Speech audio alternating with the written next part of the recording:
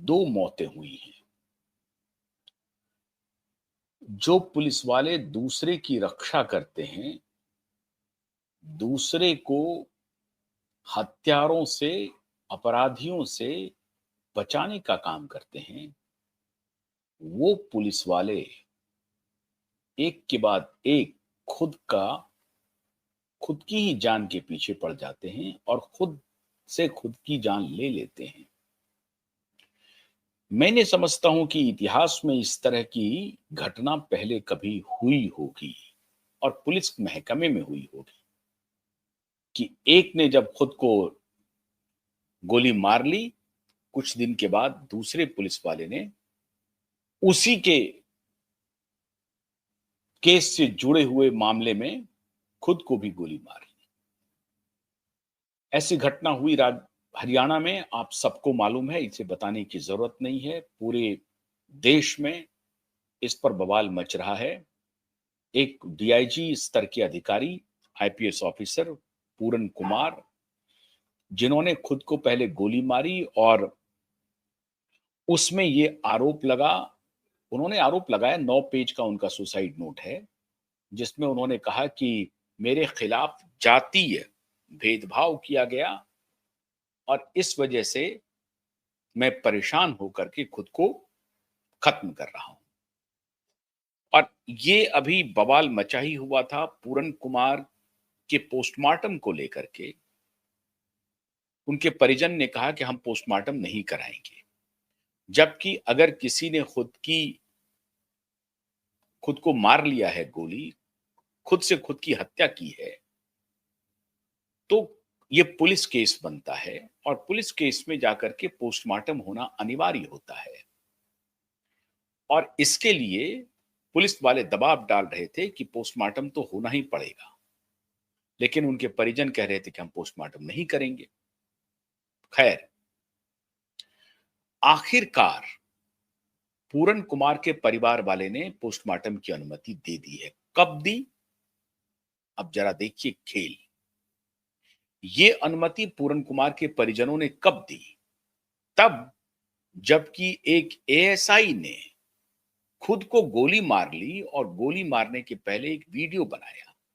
उस वीडियो में, उस एएसआई का नाम है संदीप लाठर, उस वीडियो में एएसआई ने कहा कि ये जो पूरन कुमार ने खुद को गोली मारी है, उनके खिलाफ कोई जातीय भेदभाव नहीं किया गया था। ये बिल्कुल गलत है।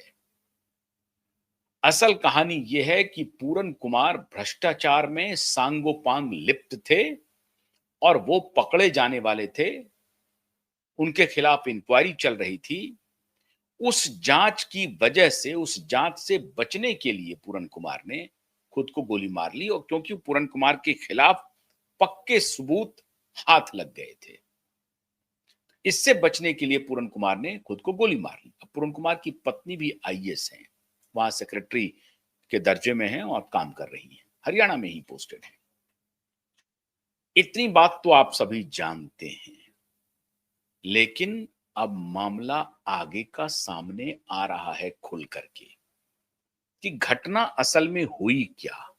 और इस घटना के बाद हरियाणा पुलिस, हरियाणा के नेताओं और हरियाणा के गैंगस्टर की मिली भगत की पोल पूरी दुनिया के सामने खुलने जा रही है।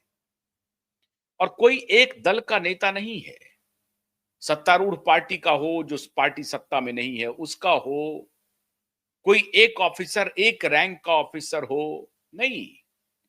कांस्टेबल से लेकर के डीजीपी तक, बड़े ऑफिसर में सीईओ, सर्किल ऑफिसर से लेकर के चीफ सेक्रेटरी तक, पता नहीं कितने किरदार हैं और हर किरदार का कुछ ना कुछ रोल है।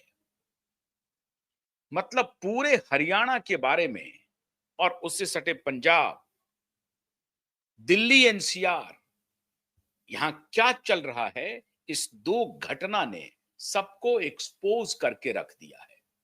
लेकिन आपको, हमको, सबको मालूम है कि जैसे जैसे दिन बीतेगा ये घटनाएं खत्म हो जाएंगी और ये कुकर्म खाली हरियाणा का नहीं है।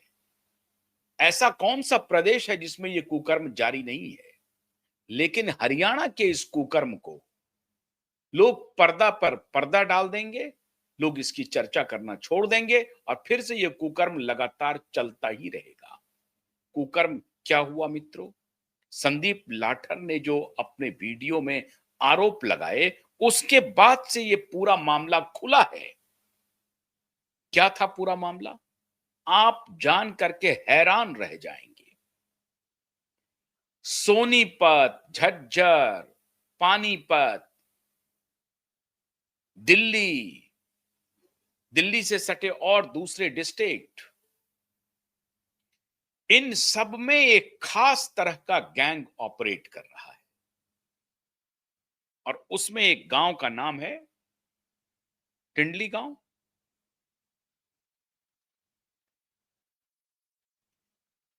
एक गांव है, उस गांव विशेष से या उसके आसपास के इन 2-3 डिस्ट्रिक्ट के नौजवान अद्भुत काम कर रहे हैं।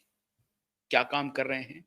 ये नौजवान खुद से, अपने परिवारजनों से, अपने रिलेटिव से पैसे लेते हैं और पैसे लेकर के एक कंसोर्टियम बनाते हैं और वो कंसोर्टियम बड़े-बड़े लोगों को, बड़े-बड़े बिल्डर्स को, बड़ी-बड़ी कंपनियों को पैसे देते हैं इंटरेस्ट पे।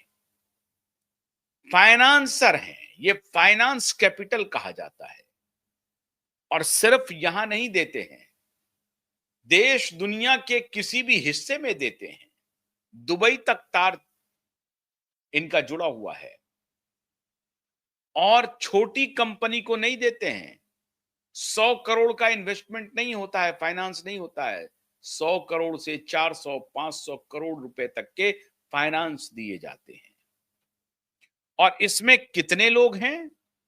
500 से 700 नौजवान हैं इन इलाकों के। ये झज्जर, सोनीपत, दिल्ली, पानीपत, इन इलाकों के 500 से 700 नौजवान हैं जो पैसे का बंदोबस्त करते हैं और उनका जो कंसोर्टियम है वो लगभग 100 से 500 करोड़ तक के पैसे का इंतजाम करके वो निवेश करते हैं अलग अलग कंपनियों में, अलग अलग प्रोजेक्ट में।